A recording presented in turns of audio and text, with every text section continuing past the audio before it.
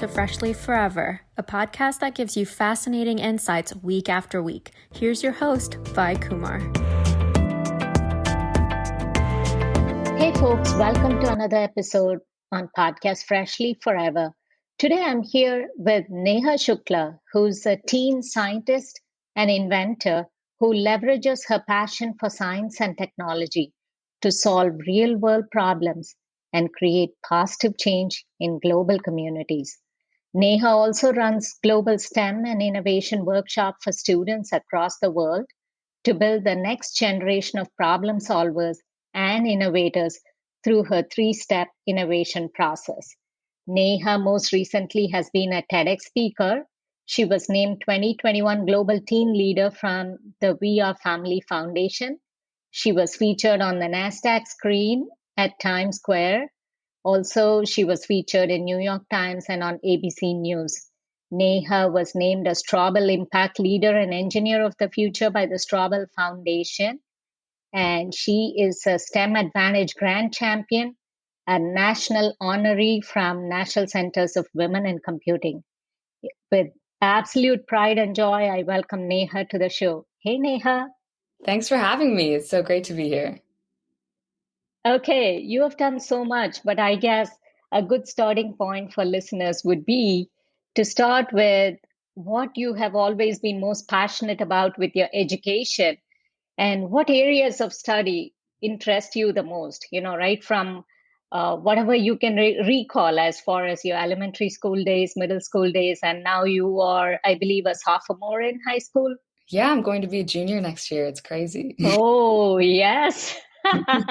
Time flies, I guess. Yeah, definitely. So in terms of my elementary and middle school days, I think what I was always most interested in was solving problems and,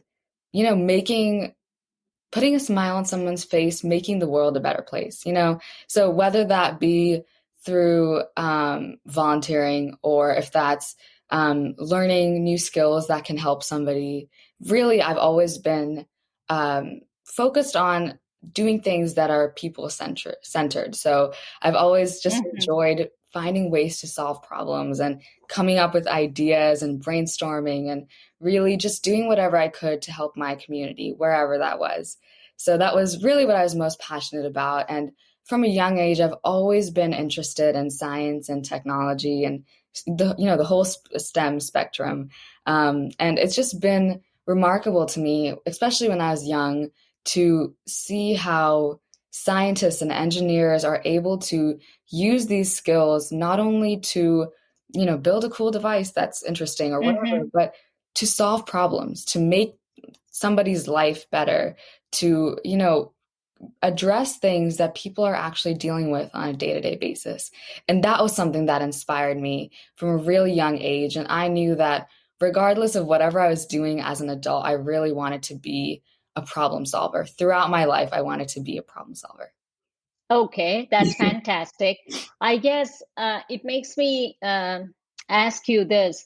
So, what was it that made you realize you were drawn towards STEM in particular? I know you mentioned, okay, the inspiration, the idea behind, the engineering, the science, the scientists, and all the innovations, right?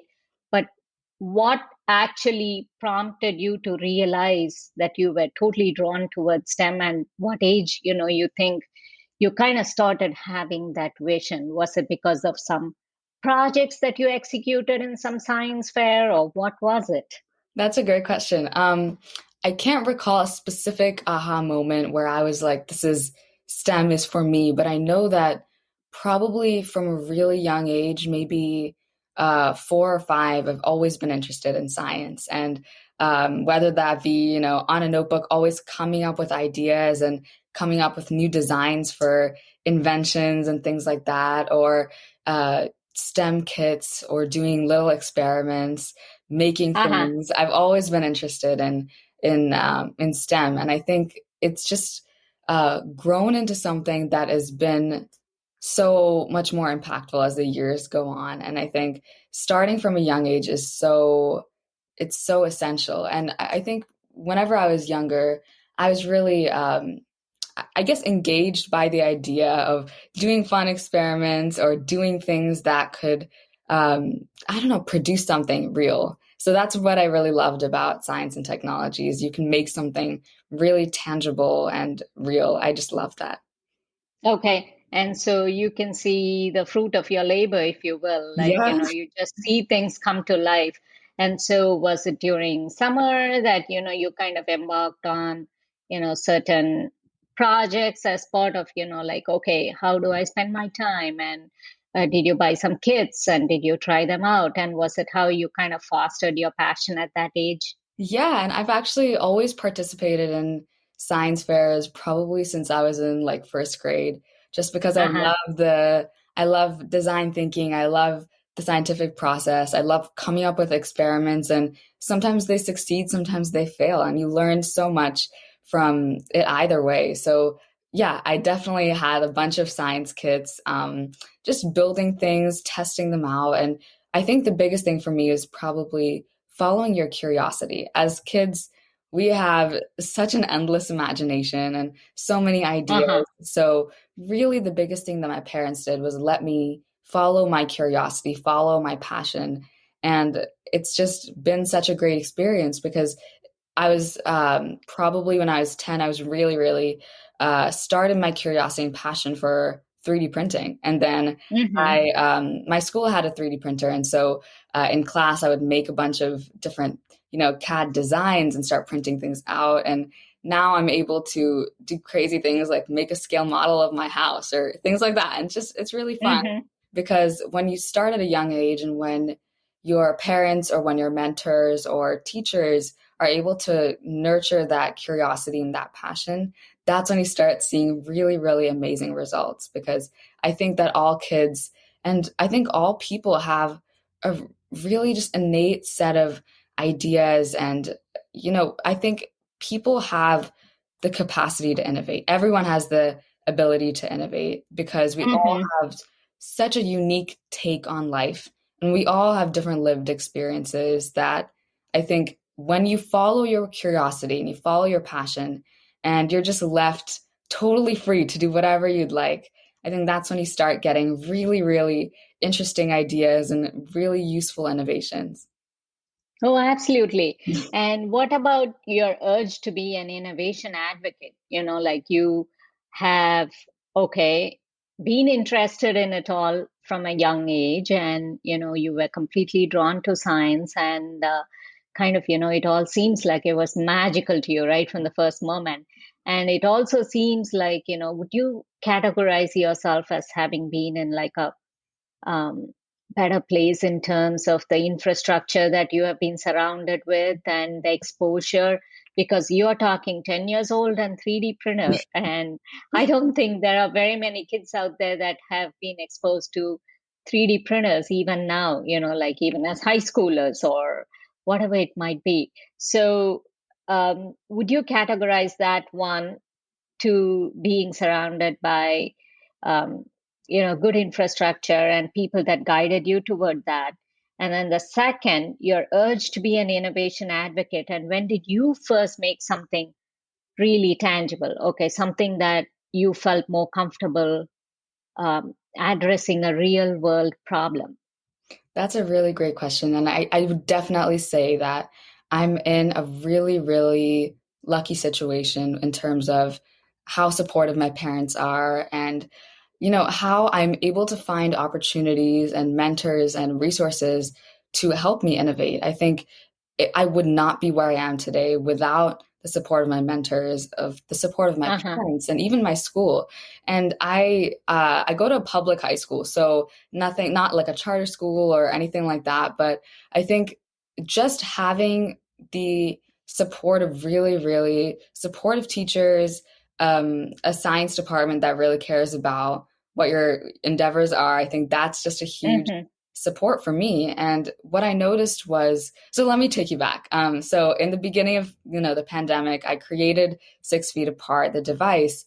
And from there, I started, I think it's one of my more well-known innovations. I've been building things again from like a really young age, but I think that's one of my more well-known ones. And I started creating my innovation process from then based on what I started to observe in my journey and seeing how it could be easier to distill the iterations and the different processes of building an innovation into a simple 3-step process. Mm-hmm. So when I started building that out, I noticed that a lot of my peers they're just like me. We're all trying to solve problems. We all are super passionate about social justice, about things that are happening in the world, and really Mm-hmm. creating that positive impact on our communities. Except the only thing is that my generation really wants to solve problems. We want to create that change. We want to be, change makers. But the problem is they don't have that framework to innovate. And what I really love about innovation is it's such a long lasting solution.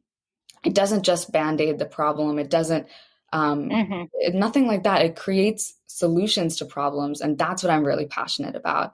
And I think that we are seeing so many problems in the world right now. COVID-19, I mean, for Mm-hmm. starters, climate change, threats to cybersecurity, human rights. There are so many things that are going on right now. And innovation is really the key to addressing these problems and creating long lasting solutions. So, looking from that lens, I realized that a lot of my peers wanted to solve problems or wanted to Uh-huh. contribute to issues that they really were very passionate about.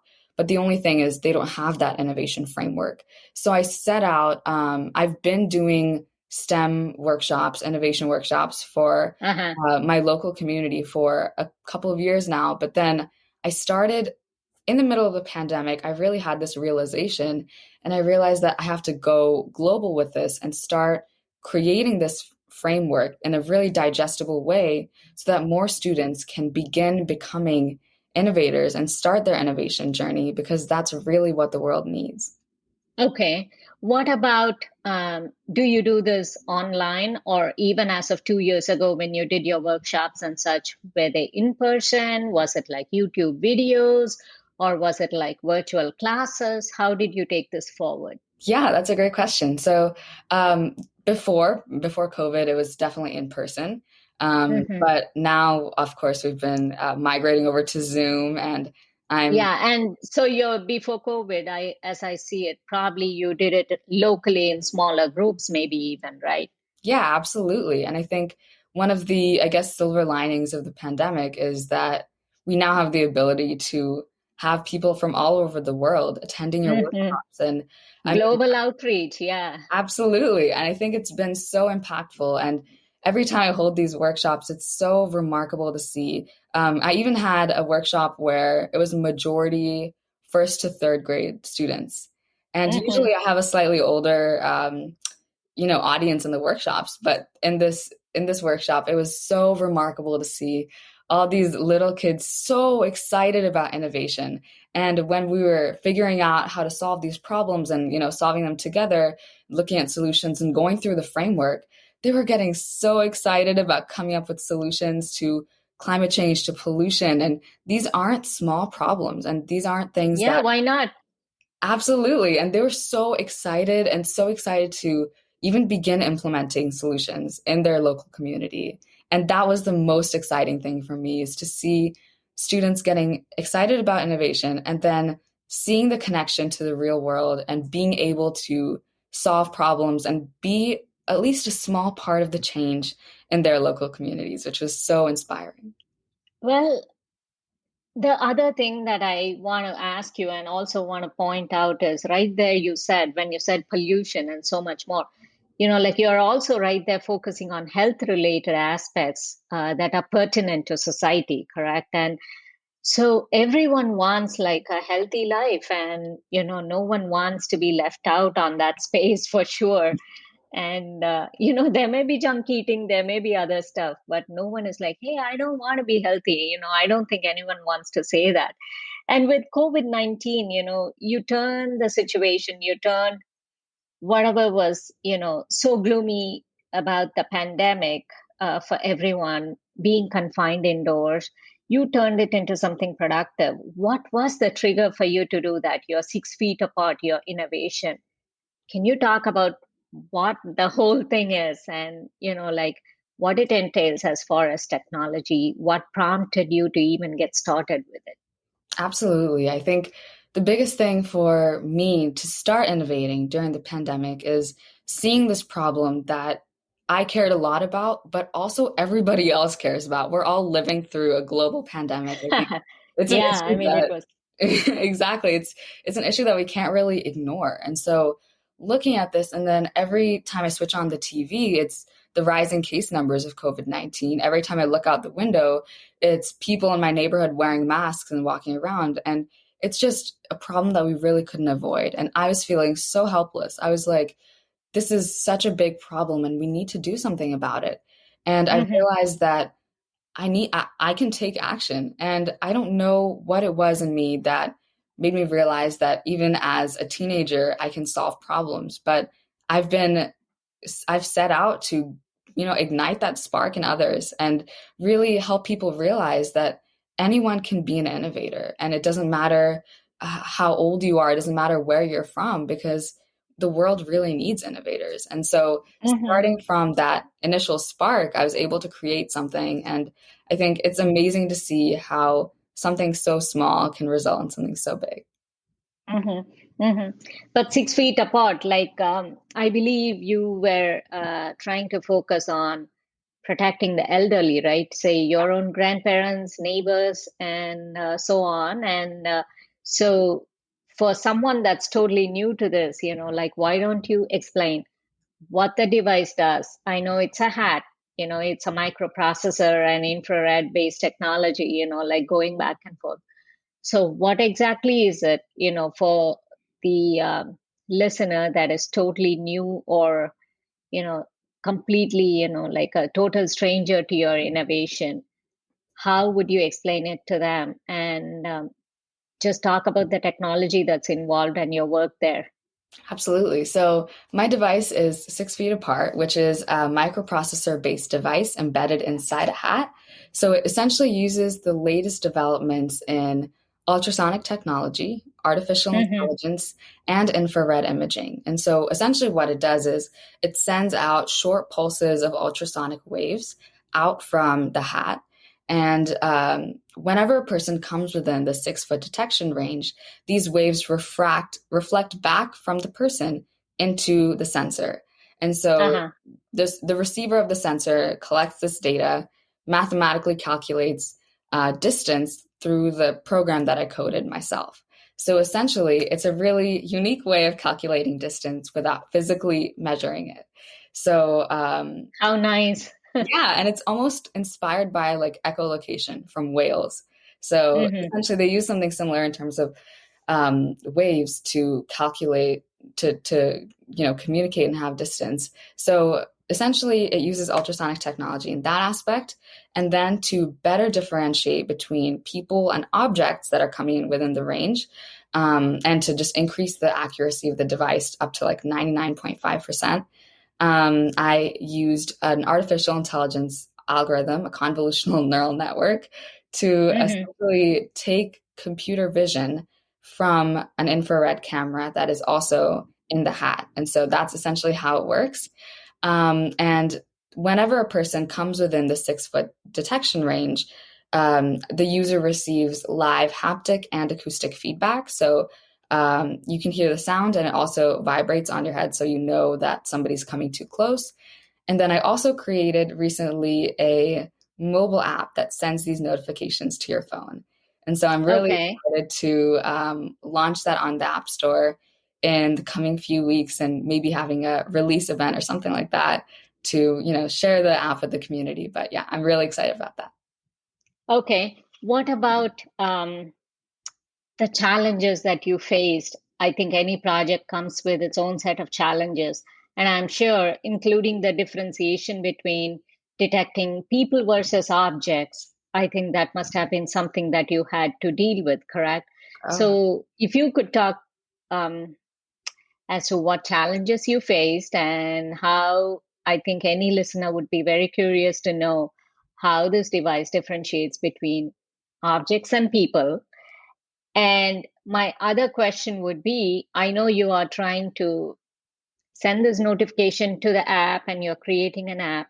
But aside from that, you're also trying to expand your horizon and you're trying to come up with other devices if somebody doesn't choose or not want to wear a hat, correct? Yeah, so that's a really great point. I think innovation is really, really filled with iteration and success and failures, and a lot of failures in order to get that final success where you want to be. And one of the challenges that I faced was, the differentiating between objects and people. And that's why I started to implement the artificial intelligence algorithm. And that came with its own whole set of challenges and learning how to modify the algorithm and all those things. But also a big thing for me was making my device as customizable to the user as possible. So I did create, I don't want this to make too much sound in the podcast, but I created an armband and a lanyard as well, with the same technology as the 6 feet apart hat. And I just made it in more compact formats. And these are, the armband could be worn on the go, maybe when you're on a run or something outdoors. Exactly. I was going to say that. Yeah. Yeah. And then the lanyard could be worn by corporate companies. It could be worn by students, teachers. Really, it's really versatile. And my, intention was to make it possible for people to use this device anywhere, regardless of, what location they're at or, the work setting, school setting, anything like that. So, because safety is really first. Absolutely. And it's really phenomenal that you have come up with this. And kudos to you for this innovation. And I know you have been featured on New York Times, ABC News, the screens of NASDAQ in Times Square, and all of this. So, what was the significance in gaining these featuring in the media, and what did it mean to you? Yeah, and I think it's a great question. I think getting these features and getting the recognition is great, but I think it's only a side, almost like a side effect of everything that's happening. It's really great. It shows me that the importance of young innovators that we need in society. And I think having the recognition, having the features is great, but I think it's just the beginning in terms of real world impact and being able to save lives with my device or be able to inspire other students with my workshops. I'm really hoping that by this recognition would bring my workshops or bring my outreach to a larger audience and maybe have my innovations, reaching other parts of the world that didn't have access before. And that's my main intention with any of the recognitions is to, get a larger audience for people who are impacted by the work that I do. Oh, so modest and very well said there, Neha. Because I guess, having been recognized as 2021 Global Teen Leader also, I think, yeah, I totally agree with you. The importance lies in us being able to expand our wings any day with anything we all do, when there's recognition. Of course, it's nice to rave about it, go to a nice lunch or dinner to celebrate maybe, and maybe in this world of virtual meetings, like celebrate it virtually with family wherever they are across the world, right? So all that is fine, but aside from that, you really pointed out, the essence of it all, and that's wonderful. But what about your device in a post-pandemic world, and have you patented it? That's a great question. So yes, it is patent pending.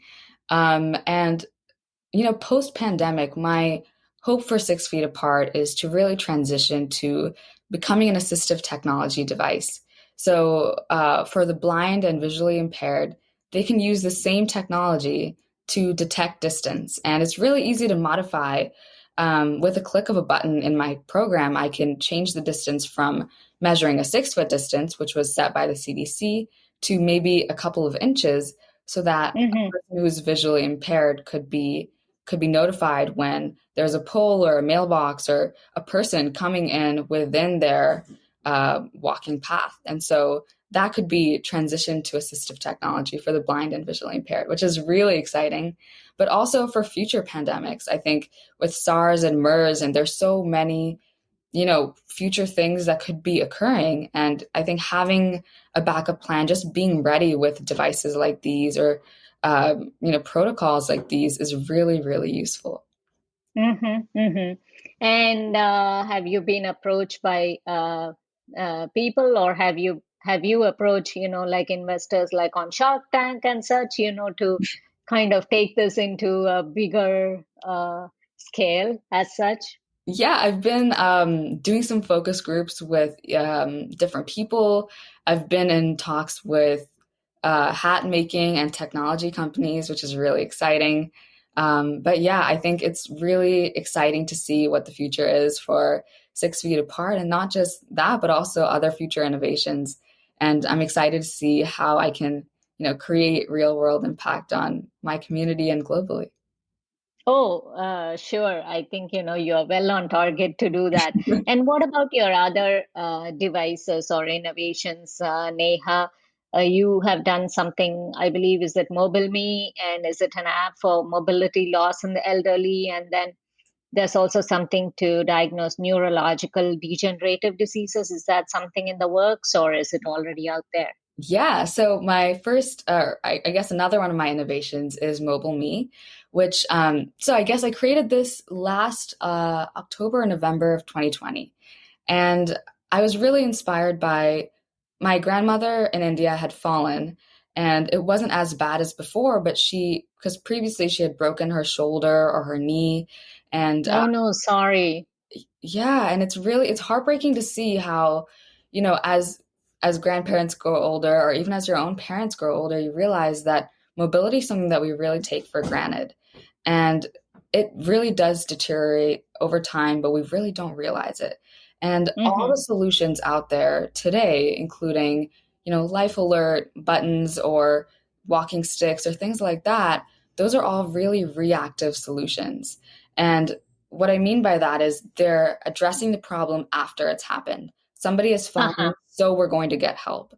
Something like that. And I think what I was really concerned about is making a proactive solution. So preventing them from falling in the first place.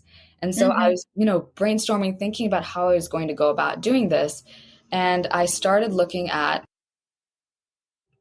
the root cause analysis of the problem. I started thinking, why do people fall down? It's because of aging. What are the factors related to aging? And looking Mm-hmm. at those and looking at first principles thinking, I started realizing that the root causes of falling are because of aging and because of numerous factors that really vary from person to person. So what I Mm-hmm. created was Mobile Me, which is a device and app. So essentially the device is a wearable hip device that you wear to test your gait. So essentially it contains an inertial movement unit which senses your walking pattern and takes almost like a graph reading of it. It Mm-hmm. sends that data to the app, which processes it in an artificial intelligence recurrent neural network, and then gives you the result of what gait problem you could potentially have that leads to falling. So it classifies that right there and then. And then on the other side of it, we have another artificial intelligence network where you input all your factors, your personal factors, whether that be age, family pathologies, specific conditions that you might have, weight, things like that. And from that, it gives you a personalized treatment based on what would be best for you to prevent falling in the future. So that's essentially what Mobile Me is. I'm really excited about it. And I think it's a solution, it's a problem that is really, really widespread across the world. And I think this solution could really contribute to putting an end to it. Oh, I'm sure that's just almost like the need of the hour for the seniors, and I think it's something remarkable that you have embarked on it, and you're trying to do that, and your role in empowering Gen Z to create tangible solutions. To that end, you started Innovation Corner. Why did you feel the need to create something like that? And I know you talked a little earlier in the show about how people feel, like, okay, they are with ideas, but they're not, they just need some help. And also, even with your own journey, who was your motivation or your biggest help? That's a really great question. So I think I started Innovation Corner because I wanted to, and as you said earlier, I think I'm in a really lucky situation in terms of how supportive, like the supportive environment that I'm in. And I wanted to be that supportive environment for a lot of other students around the world who might not have mentorship or who might not have a school with a lot of resources. And so being that guiding force for students in terms of providing that innovation framework, providing the mentorship and the support and resources to innovate, that was a huge thing for me. And, being that guiding force was something that I was really excited about. And then the other side of it was, what was the other part of the question? No, I mean, like, why you created that and who was your sounding board? Yes. So I was one of my biggest motivators and mentors that continues to mentor me today is Jennifer Openshaw, who's actually the CEO of Girls with Impact. So I went through a program called Girls with Impact, which is an online business and entrepreneurship academy, also right in the beginning of COVID. And so going through that program also helped me realize all the ideas and the vision that I had for 6 Feet Apart, helped me realize that and bring it out into the world, which was amazing to see. So Jennifer Openshaw is a huge mentor to me and really supports me in all the things that I'm doing in terms of both in terms of a business aspect and, getting the word out there, but also in a personal way. So she's a really huge mentor for me. And of course, my parents, they're super supportive. Teachers in school as well are really, really great inspirations. But then again, looking at big companies who are doing remarkable things in terms of utilizing AI to solve problems or, thinking of ethics in situations or, using the latest technologies to be a force for good in our communities instead of just looking at the economic side of things, focusing on helping people and making their side of the world a little bit better. So that also really inspires me just to see big companies doing great things and supporting communities. Okay. And how did you even come across this Girls with Impact? Is that like an organization that's trying to, like help girls like you that have ideas and that want to be entrepreneurs? Yeah, so I came across the program through my school. I don't even remember how I found out about it, but I'm so glad that I did.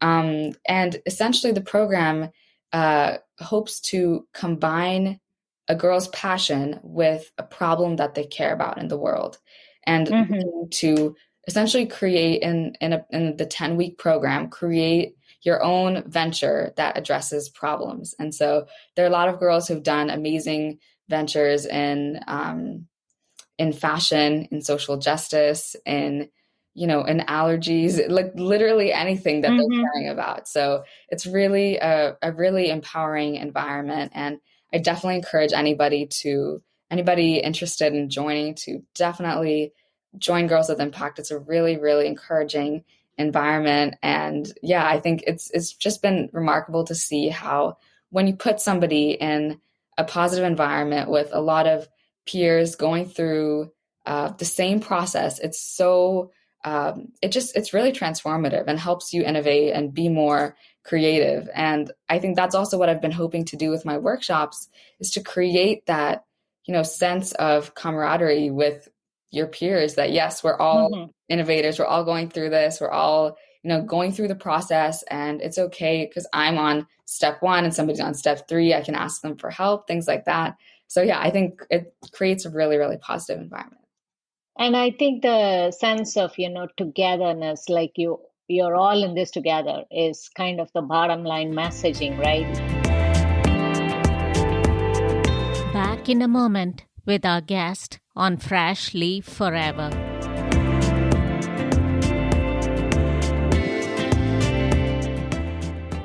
what about your innovation framework? I know we have talked quite a bit about the 3-step process. Why don't you take us through what those 3 steps entail? Definitely. So the first, or I guess the 3 steps are identify, innovate, and impact. So I like to Uh-huh. make it simple, 3 eyes, nothing too complicated, because I think there can be, you can follow this framework in so many different ways. And just having this is a really good um, guide to starting to innovate. So the first step, identify, is pretty much all about understanding the problem. And the biggest, I guess, pitfall in identify that we need to avoid is avoiding to get stuck in solution mindset, because there are Mm-hmm. so many really fun technologies and tools that we all want to use and get our hands in, but it's so important to truly understand the problem. So what I like to do in the first step of identify is look through first principles thinking, which is essentially asking why over and over and over again until you get to the root cause. So I like Mm-hmm. doing this because it prevents you from solving only a surface level problem.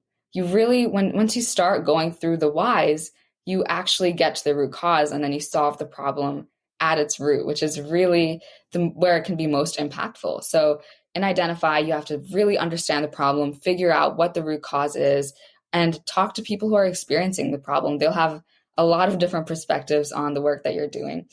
And And maybe it involves a lot of journaling in this stage, correct? oh, absolutely. I think writing down, I always have like an innovation journal where I have all my ideas and upcoming next steps and everything. So it's definitely a great idea to invest in one of those. The next step is innovate, and I think this is one of the most iterative steps. So Mm-hmm. it kind of starts off with researching, and I like to almost follow a pyramid style research. So I like to build foundations first.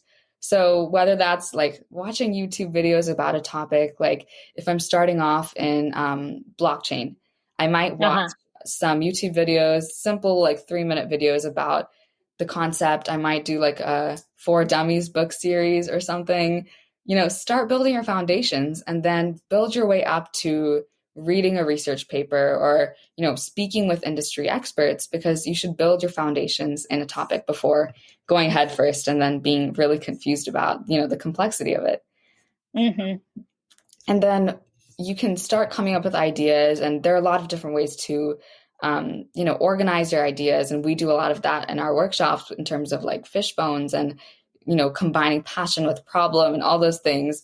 But once you have your initial idea, the biggest thing in innovate is just testing, reiterating, getting feedback, and having that continuous loop where you're trying something, it doesn't work, you try something else, it works a little bit better. Okay, figure out what it is that is the common denominator between those that was better, and then reiterating all those times. And I think even for me, like in 6 Feet Apart, one of the sensors wasn't working. So trying out a Mm-hmm. bunch of different things. There was a bug like really, really early on.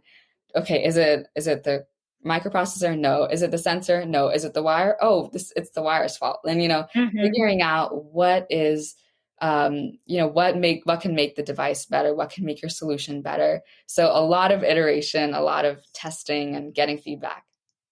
And not getting bogged down by any roadblocks that you may encounter, but just be ready to go back to the drawing board. It's okay to feel vulnerable, and then Absolutely. keep iterating and like go over it. Correct. Oh, absolutely. And I think that's also why I really like finding problems and causes that I'm really passionate about. Because when you have that passion for a problem, you don't mind sticking with it for a long time and iterating. And if there's roadblocks, you don't mind, deep diving and spending time and figuring out what the bugs are. When you have that passion and that, drive, you just don't mind at all when you have problems that you have to overcome and setbacks. Mm-hmm. Okay, fantastic. Your workshops, you have mentioned your workshops several times. You have reached already 22,000 plus, youth during the COVID year, 2020, and your goal for 2021 is 50,000 plus as I see it. That's great. What about the duration of your workshops? How do you structure it? I know you have it centered around your framework, which is identify, innovate, and then impact. And what would be the impact part of it? We talked about identify and innovate. Yeah. So the duration, how you structure your workshop, and if you can talk about the impact side of it. Oh, absolutely. So, I guess going into impact, the big thing for impact is sharing your research. I think sharing your research, sharing your innovation, sharing whatever solution that you came up with, because the biggest thing is innovation is not really something that you do on your own. You come up with, for me personally, I come up with all my ideas and build everything on my own.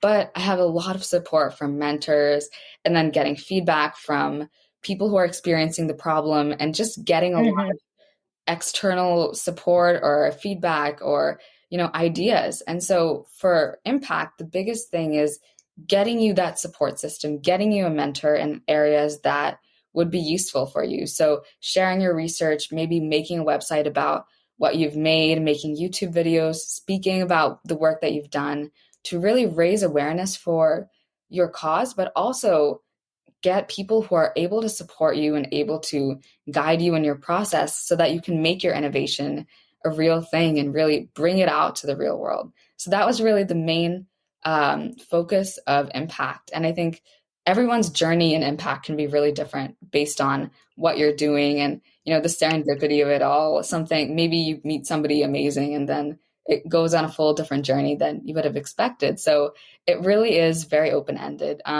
In terms of my workshops, so they're usually around 45 minutes to an hour long. And I usually host them over Zoom, but if there's another, software that I have to use, I'll definitely adapt to that. And do you do it as a set of, do you do it like a series of sessions, like sets of sessions, because they are 45 minutes long? Yeah, I can do, I've done workshops, like recurring workshops with the same people, but I've also done just single event workshops just to spark that, inspiration for students. So I really do both depending on, the location or depending on the number of students who signed up and everything. But the structure of the workshops follows as kind of an introduction on innovation and I guess my journey in terms of like the things that I've learned a lot across the way. And then we just go headfirst into each of the steps of the innovation framework. So what I like to do is I explain the first step, and then we do an interactive activity right there and then in the first step. And I think having that kind of interaction with students and having them come up with their own ideas and figuring out what their own passions are and combining those with problems and thinking of solutions and researching all those things, it's just a really, really fun process and not something that we typically do in school. So I think it's really, really fun to see how everybody gets so excited in these workshops. So after we just go through each of the steps and interactive activities and, start, building that out. And by the end of the workshop, they start having an idea of a problem that they want to solve, an initial approach of how they want to solve it, and resources for how to start innovating, for how to get a mentor, for how to, get that kind of support. And at the end, have just an open Q&A where I can answer any of their questions. Okay, fabulous. How crucial is that first step? And say, do you think even people that didn't have any ideas, but it seemed like, they were scared initially about, wanting to be an innovator, coming up with something on their own, do you think just they chanced upon your stuff and they just signed up but at the end of it all, like, do you think they were ready to take that crucial first step? And how crucial is it in general for anyone to do it? And how do you go about it? Like, so do you try to give them like kind of the recipe for success, like in terms of where to begin, what to do? Yeah, I think the biggest thing is a lot of like my generation, we don't know where to start. We have that passion, we have those ideas, we're ready to do something, we're ready to make that change, but we don't know where to start. So I think when students just are unsure about innovation, they just sign up for a workshop, and then they experience just a huge shift in their perspective. And it's really empowering to see that as a teenager, yes, you can be a problem solver. Yes, you can be an innovator. And it's just amazing to see that. I think that first step is so, so crucial, because once you get there, the rest is just part of that amazing journey. And a lot of times you don't even remember how you stumbled upon something or how you decided that you're going to take that first step, because it's such like it's almost like half a second. And then you realize like, okay, this is what I want to do. And once you're past that first step of deciding that I want to be a problem solver, I want to solve this problem, I'm passionate about this. And once you get there, the rest becomes such an amazing journey. And there are so many people and so many companies ready to support young people who are innovating, young people who are solving problems. So my message to everyone is just take that first step, because the journey will be so rewarding. And having that, innovation framework to guide you is just the best way to start finding mentors, finding support, and really just getting involved with problems that you're passionate about in your community. What about, we have talked about these first steps. And so when you felt the urge to do something initially, how did you go about conceptualizing the whole thing? Who helped you or guided you in this effort? I know, like you already talked about one of your mentors. And so as a first step, okay, and what technologies do you think the Gen Zs can focus on like today in terms of what they can get familiarized with, and how do they go about that? Definitely. So for the first thing, which was, so in terms of how I decided to solve problems and how I decided to be an innovator, I think I conceptualized my ideas, I think just on my own, really, looking at problems and then getting inspiration from my parents, from people in my community, from the news, from everywhere, getting inspiration from everywhere, and then sitting in my bedroom lab and being like, okay, how can I solve this problem? Okay, well, there's this technology that could solve it. No, think about the problem. What is the root cause of the problem? Okay, person-to-person transmission. Okay, well, how can we prevent doing that? Okay, well, social distancing is the main thing that the CDC recommends to prevent person-to-person transmission. Okay, how can we address social distancing? And so going through the process, and I didn't even realize what I was doing at that moment, but then looking back on it, I was like, this is the framework that I created. So going through, understanding the problem, and then the technologies that I used, microprocessors, all those things, just because that was what was available to me. But I think you can really use whatever tools you have available to you. And what I think the biggest technology that my generation should focus on, that will really revolutionize the whole world in terms of every industry, disrupting everything, is artificial intelligence. I think it's something that is really taking the world by storm. And we have it in so many places already, like our Google search engine, autocomplete results, shopping preferences. It's really everywhere. But I think artificial intelligence is starting to grow, and it's really starting to even be used by more young people. And I think having the background in AI is going to be so, so useful for my generation in terms of making solutions that are really impactful, that can use data in a way that is really, can create something that's more personalized in terms of a solution, and that's also really long lasting. So artificial intelligence is definitely, I think, the top technology that I would recommend for my generation. Okay. And you talked about blockchain, you talked about so many other things earlier. But I guess my question to you would be, say, like a listener who is so young but passionate, or who is completely puzzled and scared, maybe, is going to wonder, how did this 15-year-old on the other side of the globe, or maybe the same part of the country, whatever it could be. Um, how did she even know about all these that exist? Is it that you're such a voracious reader, or again, is it by chance that your teachers equipped you with that, or your parents equipped you with that? What are some resources, some very basic things that one can normally like indulge in? What can they do uh, to be able to equip themselves and stay current with whatever is happening? That's one. And then the other thing would be, okay, like it may be completely not in um, your range at this point in terms of, okay, it's not your grade level, okay, but then you are stepping up and trying to do something. So again, how do you go after those resources? How do you try to equip yourself?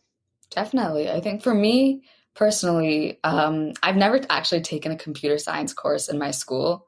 I've like not Mm-hmm, had that opportunity. So all of the stuff that I've, learned is all self-taught. I learned, AI, microprocessors, building software and hardware, all of that individually on my own outside of school, outside of, my parents' help or anything like that. So I think the biggest thing for me was starting, I guess, igniting that spark with YouTube videos and watching keynotes at different places on YouTube, whether that's like yesterday was the Apple WWDC, which was awesome, a worldwide developers conference. So just mm-hmm, watching things that are available to you to spark your interest. And then again, building up that complexity. So then reading Science Daily articles. I love reading MIT Tech Review articles. I get their newsletter every morning. mm-hmm, And having, surrounding yourself in a really information rich environment, but also kind of blocking out some of the noise. And we really live in a very noisy world. So figuring out what you want to focus on is really, really important. So starting off with, basic YouTube videos, basic books, and then going on to reading articles. And the biggest thing for me is just online courses, doing mm-hmm, online courses and learning how to learning what even AI is, and then having courses, technical courses, and how to program an AI, how to build an algorithm, how to optimize it, all these different things. And there's so many online courses available on the internet. So I think mm-hmm, there's such a rich bank of resources for us as young people, but also adults and companies and parents. There's so many resources. So definitely just not being afraid to type how to learn AI in Google, mm-hmm. or like AI courses or blockchain courses, nanotechnology. There's so many tools and technologies. And what I try to do in my workshops too is, introduce students to things that they maybe had never thought were possible. Mm-hmm. Because in schools, again, even in school computer science courses, it's mostly just HTML or Java or CSS. And I think Mm-hmm. there's so much out there in the world in terms of emerging technologies that our generation can leverage in terms of solving problems and creating that positive change. So I'm always, encouraging students to check that out. There's so many online courses, which were definitely my biggest help. Okay, perfect. What about we have talked enough about how one can get initiated, maybe do reading, maybe do Googling, maybe go after resources in the library, take online courses via EDX or Coursera or such, like open platforms, right? Um, what about signing up for your workshops? Is it like a payment medium, or is it free? And how do they, like take advantage of that? Yeah, all of my workshops are free. I usually try to partner with an organization when I'm giving the workshops. So I'm hoping to partner with a couple of different companies, and then all the employees of the company, their children could attend the workshop Mm-hmm. if they'd like. My new website is under construction. It's coming out in a little bit, but yeah, if you're interested in a workshop, you can definitely sign up at the6feetapart.weebly.com, and there's a contact form at the bottom. I'd love to continue spreading the word and everything like that. So I'm always open to giving me workshops in different areas. So definitely reach out at that website. Mm-hmm. And are you willing for people to collaborate with you and help you out on a volunteering basis in your efforts? Absolutely. I think I've had a lot of collaborations with local community leaders and organizations, and it's really great to see, people supporting, youth-led work and getting the word out because we really do need more innovators in the world. Okay.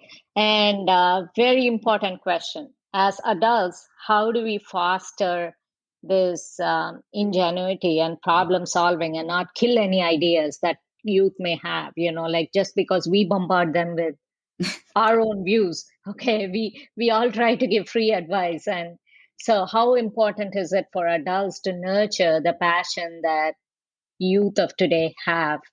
And what about the need for mentoring? That's such a great question. So I think the biggest thing that adults can do, and teachers and parents can do, is being supportive of a child's curiosity and passion.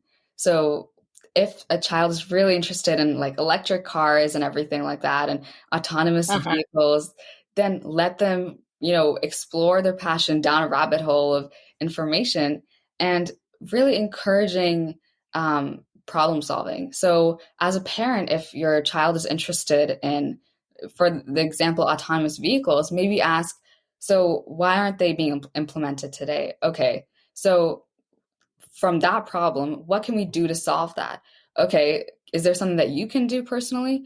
I heard that there was a driving simulator online where you can run different algorithms to test out if the simulated car would be able to drive safely or not. Do you want to try that out? Mhm. And just giving those suggestions. And I think as parents, you have a lot of resources and a lot of connections and a lot of experience. So using that experience to really let your child go on their own path in terms of finding cool things. And you never know when a child's passion might turn into an opportunity for something, or when their passion turns into an actual solution to a real world problem. So definitely encouraging that, nurturing it, and using whatever resources and connections you already have to help your child. So that was the one thing I would definitely encourage. And then in terms of mentoring, I think creating that supportive environment is so, so important.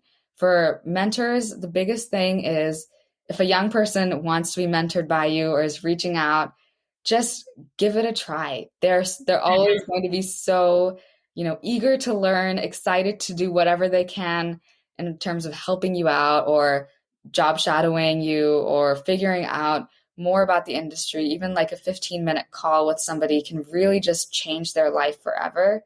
So I Mhm. always, like, my calendar is always filled with a bunch of 15-minute calls with students like all over the world, just excited about innovation with questions for me, questions for that can help them. So I'm excited about game development, and I really love video games and I want to be a developer. I think, I don't know, because I don't know, I've not really heard about a lot of this technology stuff. I really want to get involved. What's your advice? And a lot of questions like these. And so I really think that being able to support somebody in their journey is not Uh-huh. only something that will help them, you're also giving back to your community and you're giving back to the world, because this one person might go on to be a world-class innovator that solves so many problems that even you might struggle with yourself in the future. Oh, yes. And something that you'll be proud of having guided them also. And Yes. so I think it's a two-way street and it's a win-win situation right there.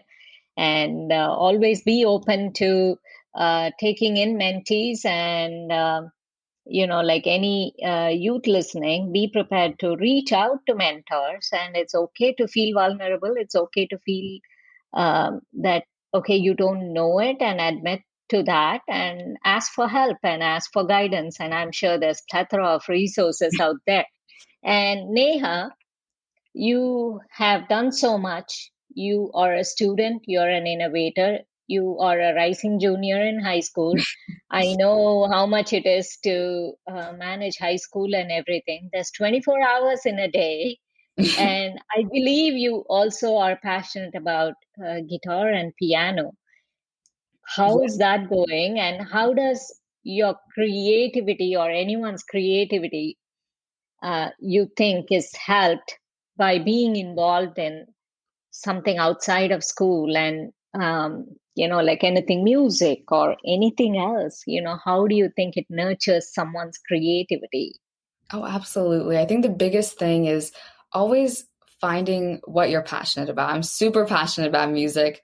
I've been playing piano for a really long time, probably since I was around 5, and then Hmm. guitar since I was around 10. And I love music. It's such a fun thing to just express yourself. And I don't know, music is awesome. I also love to paint and just be outdoors. So finding things and doing things that you love is really just a great way to, I mean, it's just fun. So I love to spend a lot of time doing whatever I feel like.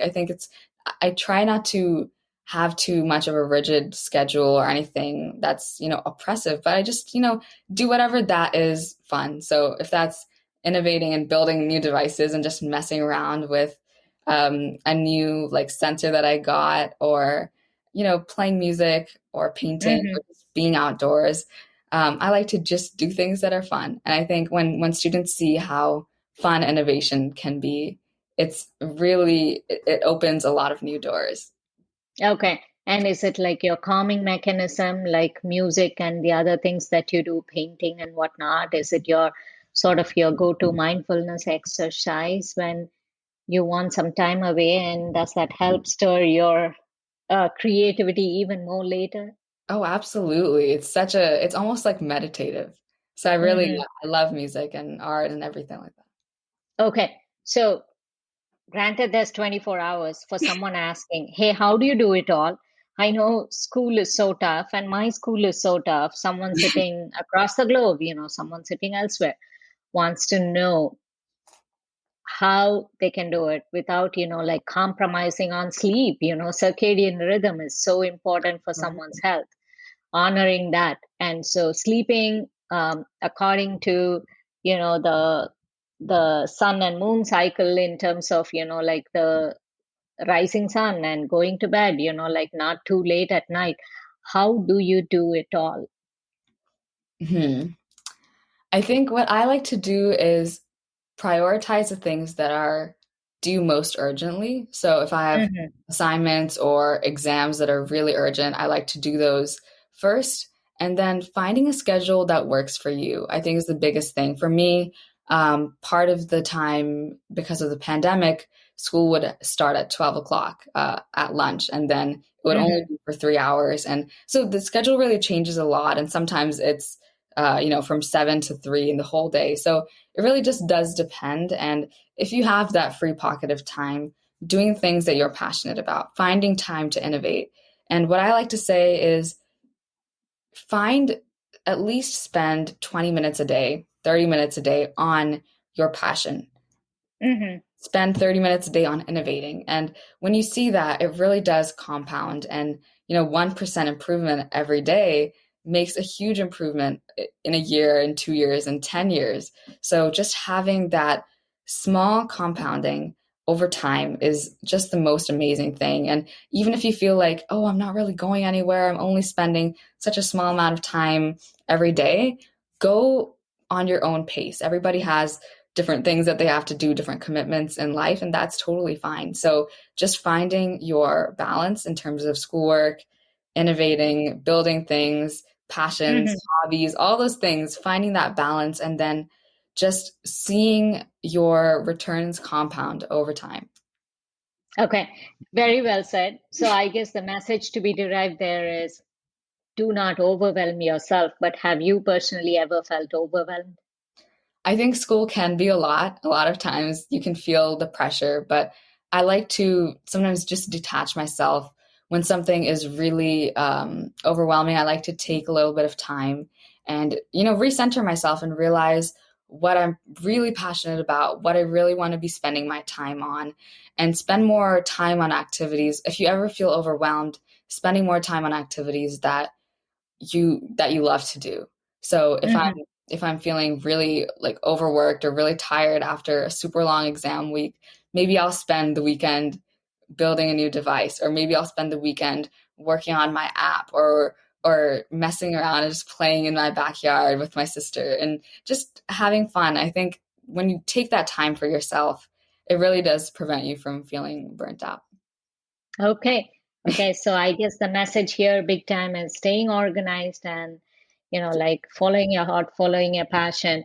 And where do you see society going as far as building an innovation ecosystem?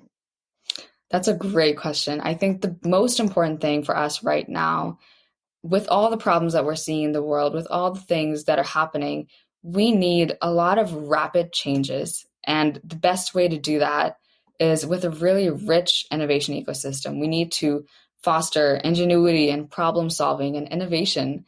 And I think this is we need an all hands on deck approach to solving these problems.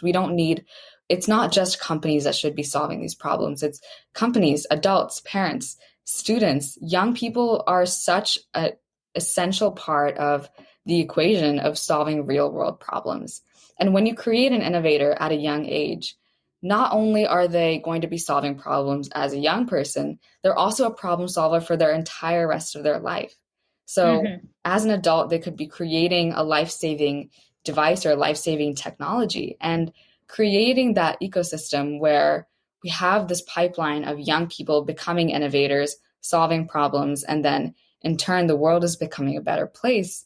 That's really what we need to see. And my vision for the next, 10, 15 years is having a world where everyone is empowered to solve problems and we're able to solve problems faster than problems are occurring.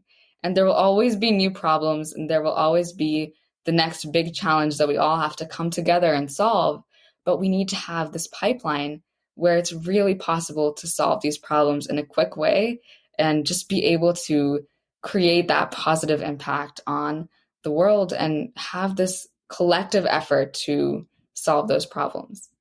Excellent. And what about your personal educational aspirations? Yeah, I'm going to be a junior this fall. So I think in the next 10, 15 years, I'd probably be in college or outside of college. I think I'm not really sure what job I want to be as an adult because there's so many fields that I find really interesting. And I'm really intersectional with different things, technology, science, business, product design. There's so many things that I'm interested in.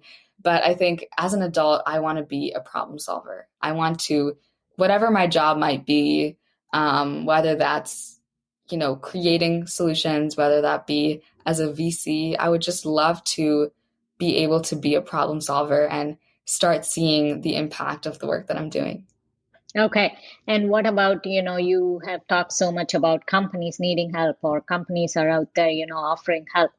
Do you help people identify those via your workshops or how do they go after those kind of resources? Yeah, definitely. And what I hope to do in my workshops is have that partnership with companies and young people and creating that kind of partnership where students are able to reach out for help, companies are able to sponsor students and really have that mutually beneficial relationship. Because if companies are able to nurture innovators, they're creating a talent pipeline for themselves to have really, really skilled and solving people, potentially working at their company in the future. And so having that partnership with both the business side and then the young person side, the school education side, it's really going to be a really fruitful partnership. So I'm hoping to do more of those where we can interact between companies and students and have that really strong relationship where students are benefiting from the company and learning and getting mentorship and opportunities, and then companies are creating a really strong talent pipeline for themselves. Oh, fabulous. And, I just can't be, what shall I say? Yeah, I think, you have just covered it all very, very nicely.